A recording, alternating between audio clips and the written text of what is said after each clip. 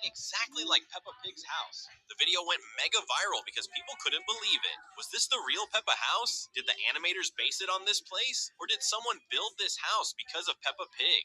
Now, the official explanation is actually pretty innocent. The creators have said they wanted the show to look like a child's drawing. Mark Baker explained that the show is framed from a kid's perspective, and when children draw houses, they always put them on hills, alone, isolated, with a big triangle roof. It's just how kids see the world. Also, apparently, the massive hill is just funny. But here's what we don't know. Why does this real house exist? Who lives there? And are they aware they're living in a cartoon landmark?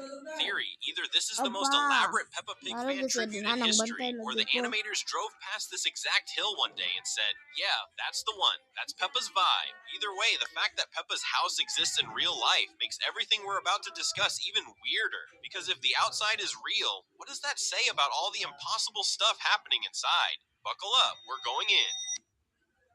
The tiny outside, huge inside house problem. Okay, we need to talk about the architectural nightmare that is Peppa's house. From the outside, it's a tiny triangle on a hill. A simple little structure. But then you go inside, and physics has left the chat. There's a full kitchen, a living room, a dining area, and upstairs with multiple bedrooms. There are hallways, there are stairs. And then in the Power Cut episode, Mummy Pig casually drops this bomb. I think there's a torch in the cellar. I'm sorry? The what? This house, this tiny triangular house sitting on top of a hill, has a cellar? Where is it? How does it fit? Did Daddy Pig dig into the hill like a hobbit? Is the cellar just a cave they claimed as storage? And why has it literally never been mentioned before or since? But here's where it gets even weirder. The show knows this doesn't make sense. And in the episode The Camper Van, it basically confesses. Peppa's family borrows a camper van for a trip, and when they get inside, it's got this whole second level. Beds, storage, a little kitchen setup. It's way bigger on the inside than it should be. And Peppa notices. She looks around and says, Camper van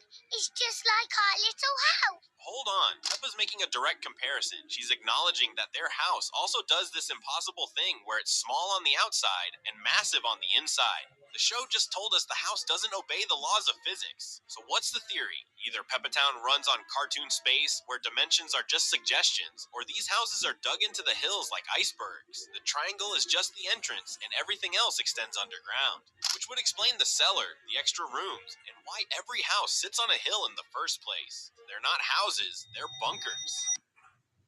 The mystery of Peppa Town. So now that we've established Peppa's house is literally sitting on a hill in real life, let's talk about something even weirdly generic. It's called Peppa Town, as in named after a 4-year-old pig who spends most of her time jumping in puddles and hanging up on her friends mid-phone call. Thinking, oh, that's just branding. It's a show called Peppa Pig.